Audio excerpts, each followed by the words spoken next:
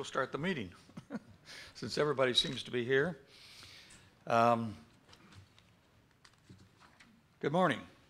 It's now been 11:28. I would like to please have the meeting come to order.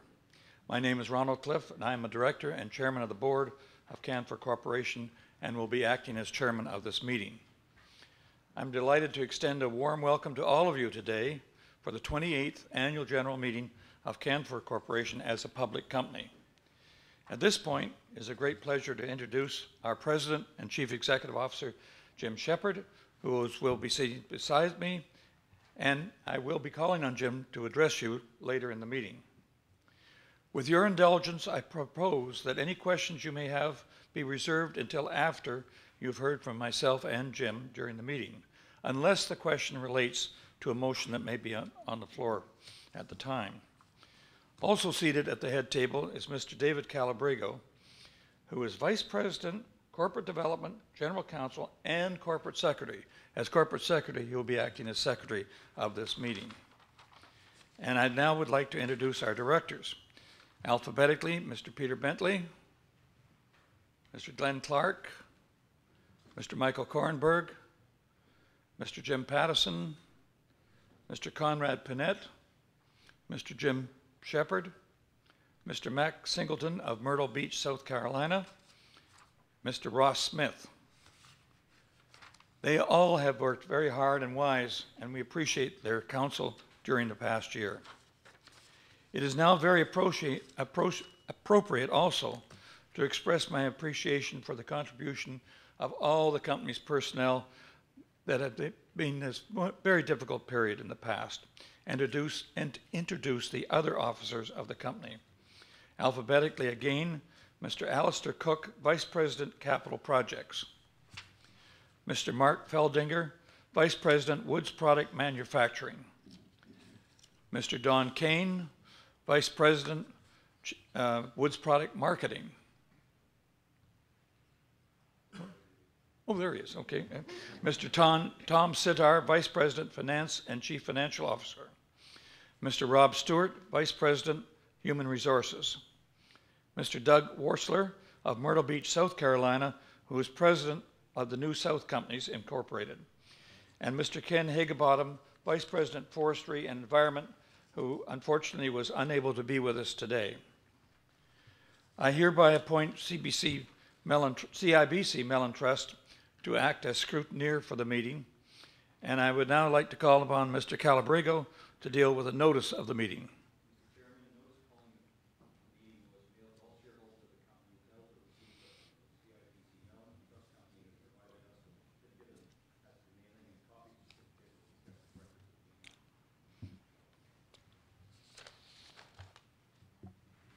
And I would now ask the Secretary to read the preliminary scrutineer's report. We are pleased to report that there are 100 shareholders holding 113,108,809 shares represented in proxy by person. This represents 79.32% of the outstanding shares. Thank you. And I adopt as chairman of the meeting, I adopt the scrutineer's report and declare the attendance at this meeting to be as they have set forth. In accordance with the scrutineer's preliminary report, I declare a quorum present and the meeting to be duly constituted for the transaction of business. I would also ask those who have kindly agreed to move or second motions to also be kind enough to give their names and state whether they're a shareholder or a proxy holder. As you all know, there are certain necessary motions that must be made, seconded, and passed in order to expedite this meeting.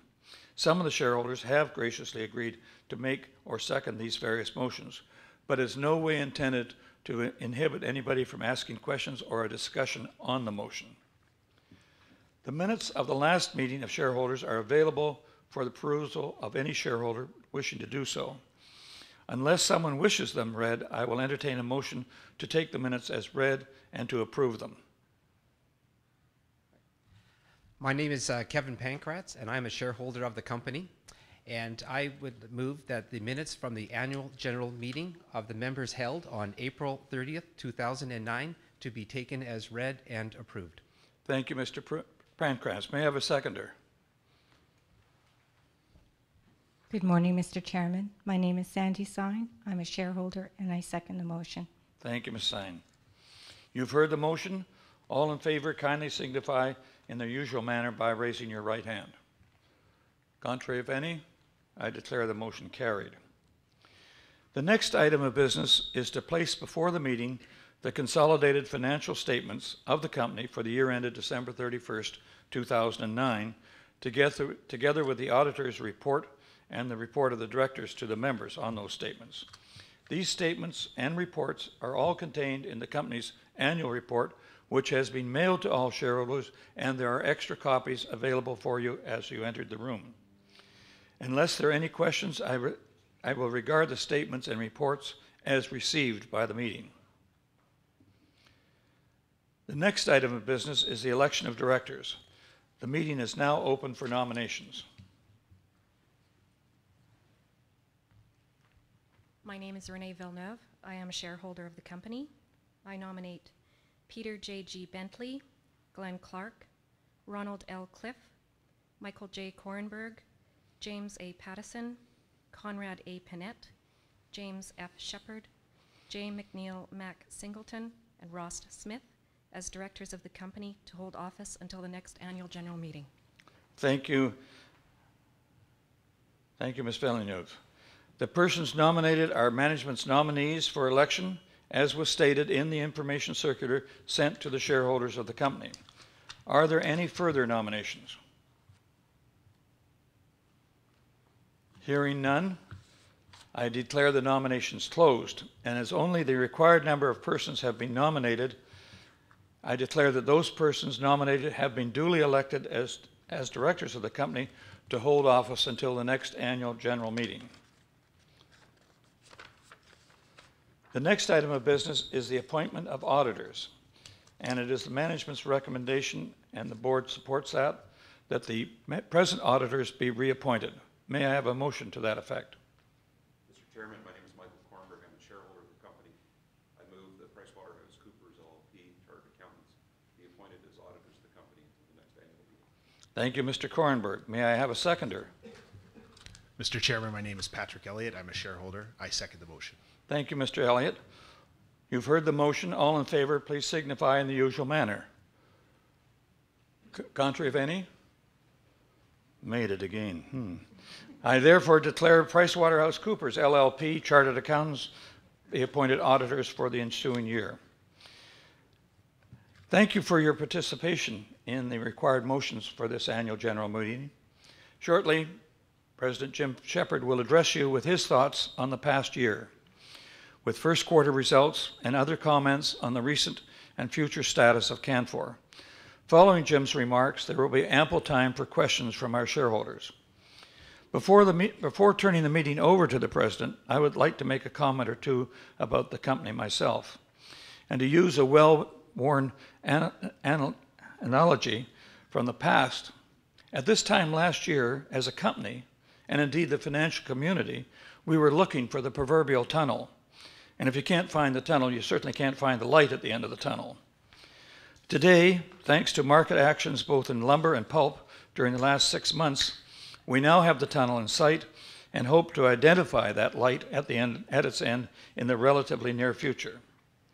That this has happened is attributed to two important factors. First, the market price of lumber and pulp has risen significantly, and despite the rise in the Canadian dollar. And secondly, of even greater influence is the management team led by our President, Jim Shepard, and that team has performed exceptionally well in both reducing our operating costs and marketing our products. Employees of Canfor, all of them, deserve a large vote of thanks and congratulations for their performance. And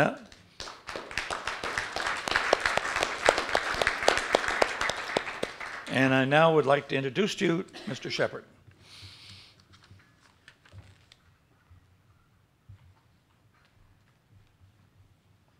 Well, thank you, Mr. Chairman. Those are very kind remarks. We're very well appreciated by all the employees. Well, good morning, everybody. Thank you for coming today. You may recall at this time last year, I said that it was a difficult time to be a shareholder and that it was a time calling for patience. Well, I'm glad to see that you're all back here today because your patience is starting to bear some results. The combination of our management and employees' intense focus on cash containment, productivity improvement, customer service, which is now complemented by a rising market price, is starting to show we have some traction at last. This time last year, with reference to the severe economic downturn, I said that we were not at the beginning of the end, but at least we may be at the end of the beginning. Today, I would like to say that we are at the beginning of the end, but that remains to be seen.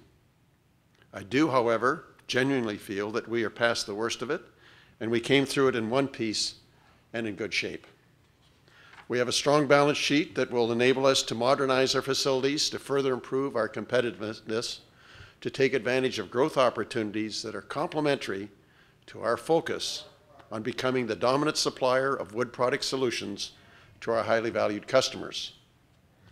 We have a highly qualified workforce that is aligned with our shareholders through incentive plans that are focused on shareholder returns. This, I might add, includes all our hourly people, with the signing of a groundbreaking agreement with the United Steelworkers that provides for cost reduction elements complemented by a profit incentive program. To our hourly workers and the United Steelworkers, let me say this.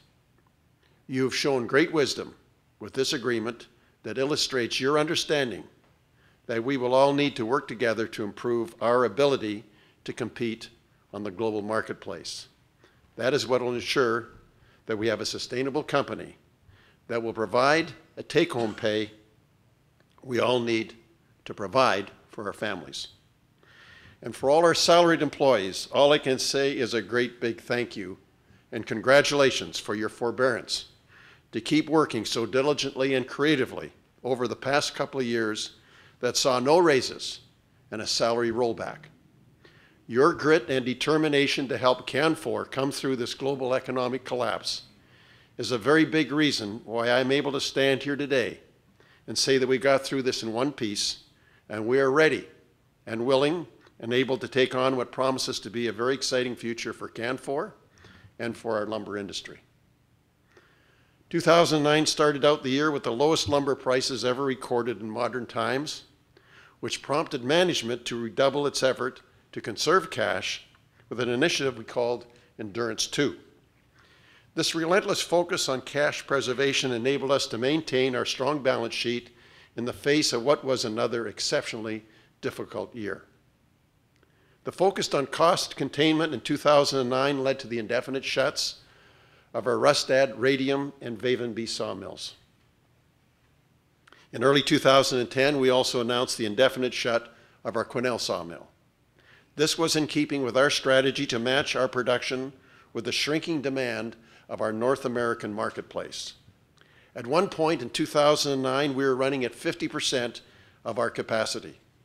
By comparison, with the addition of the second shift at Mackenzie and the startup of Chetwynd, we'll be running at about 2/3 of our capacity this year. For the year 2009, we reported a loss of $70 million, or 50 cents a share.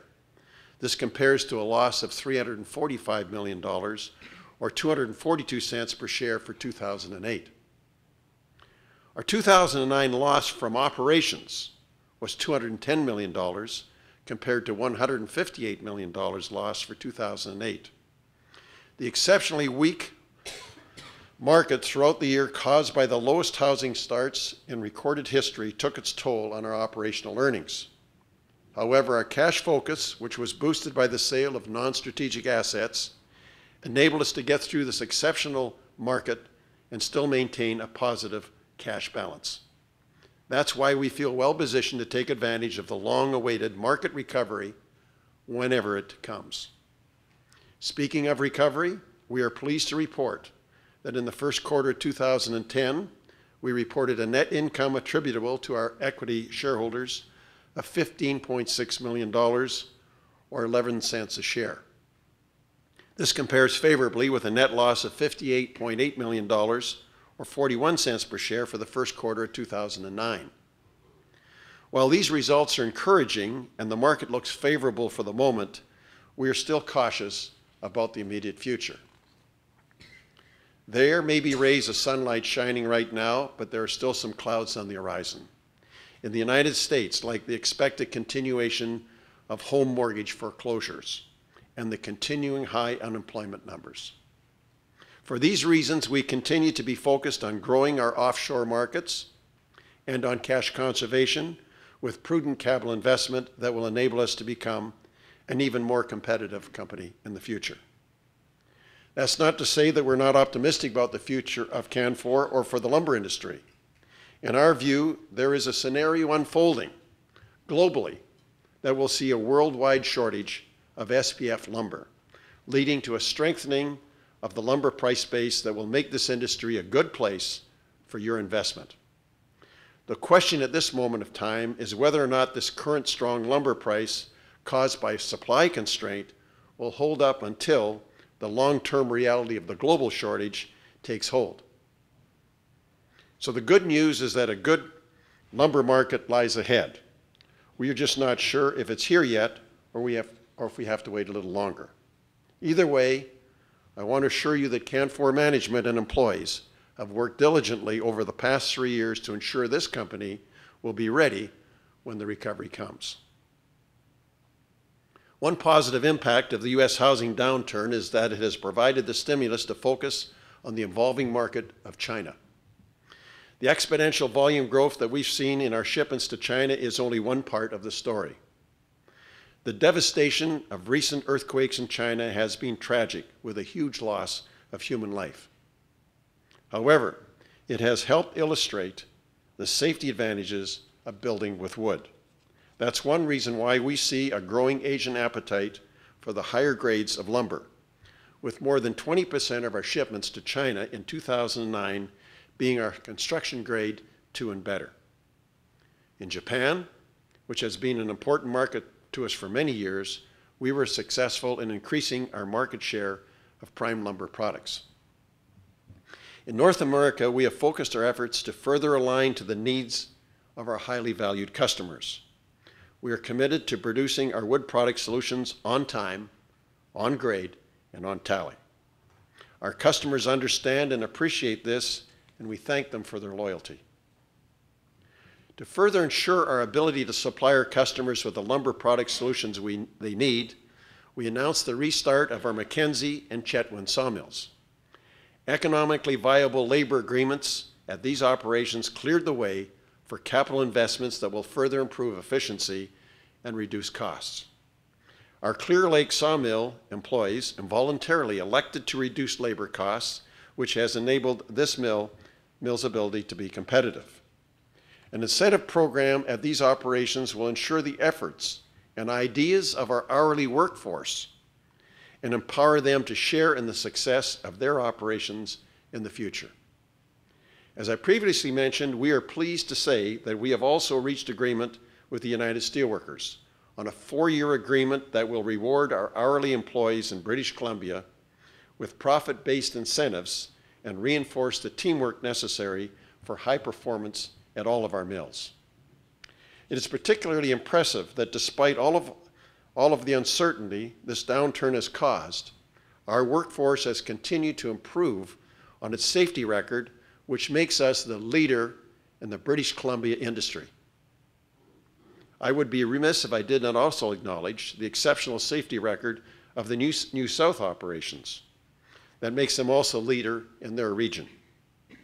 This leadership in safety is the direct result of the concerted effort by all of our operations to run as safely as possible at all times. At Canfor, we believe strong safety performance is the first sign of strong management performance. In the pulp business, with our 50.2% ownership of Canfor Pulp Limited Partners, CPLP, we also had to cope with a sudden decline in pulp prices late in 2008 and into the first half of 2009, resulting in significant lower cash flow from that operation in 2009. With CPLP's focus on improving its already low-cost structure and the rapid recovery of pulp prices since the latter half of 2009, we look to improve cash flow from this business. At this point, let me say on behalf of Canfor, congratulations to CEO Paul Richards on his retirement, and thanks for his excellent contribution to the successful leadership of Canfor Pulp. And to his successor, Joe Nemeth, congratulations on your appointment. We look forward to a continuing strong and prosperous relationship. Before concluding, I wish to restate and underline the contribution that our employees have made to the success of our company. A couple of years ago, we introduced a productivity improvement process called Lean Sigma. It focuses on the elimination of waste in all of our processes that takes us from the forest to the mill to the customer. To minimize any waste of time, effort, or material, our employees are encouraged to apply their ideas and energy, and it's working. This continuous improvement process is now embedded in our daily routine as the Canfor operating system. Our employees are all well aware of the challenges this downturn has presented to our company and themselves as individuals. I want to thank them for their effort, their commitment, and their spirit throughout these trying times. In conclusion, we would like to thank all of you shareholders for your continued support during this economic down cycle. We have worked hard to earn your confidence in Canfor. We believe Canfor is well positioned to deliver solid results for you as this economy starts to recover. And finally, my cautionary notes about the potential uncertainty on the near future notwithstanding, unlike the two previous AGM addresses that I have delivered to you, this time I feel it's fair to say that the future does look brighter. That concludes my remarks, Mr. Chairman.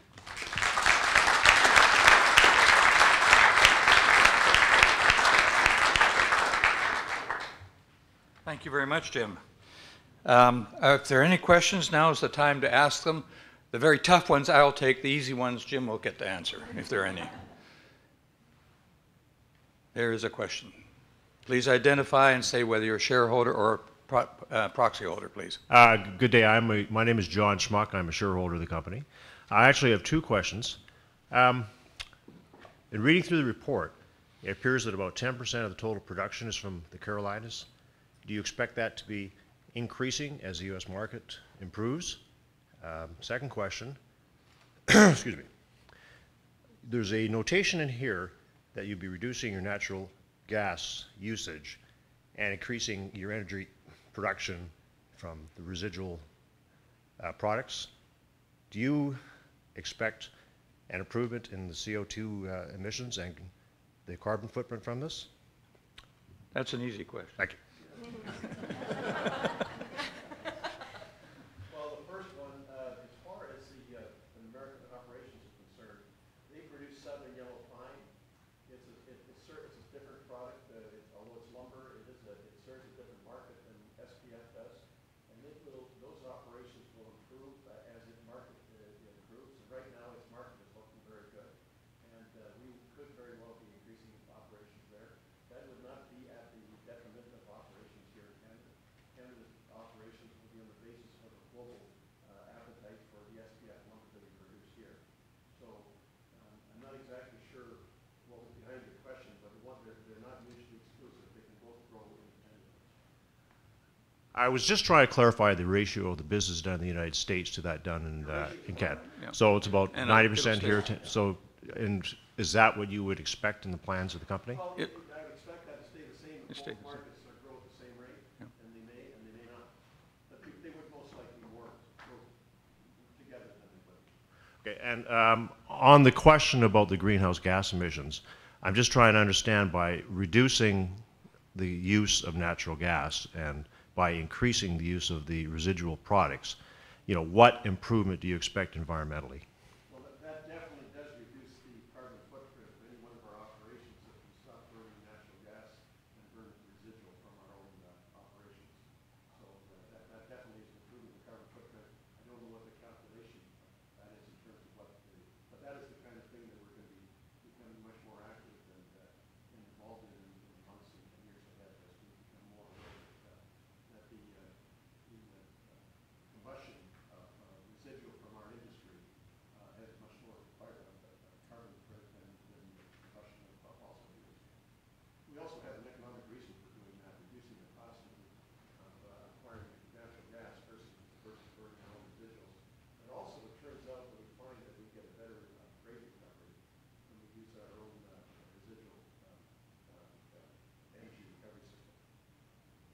Thank you, sir.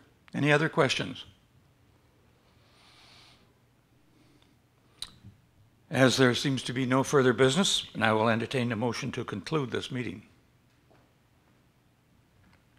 Mr. Chairman, my name is Kathy Strelio. I'm a shareholder of the company, and I move that this meeting be concluded. Thank you, Ms. Seraglio. Is there a seconder? Mr. Chairman, my name is Edith Chan, and I'm a shareholder. I second the motion. Thank you, Mrs. Chan. All those in favor, please signify by raising their hand. Contrary, if any. I declare the motion, the meeting closed, the motion carried, and declare the meeting closed. And again, thank you for attending, and see you next year.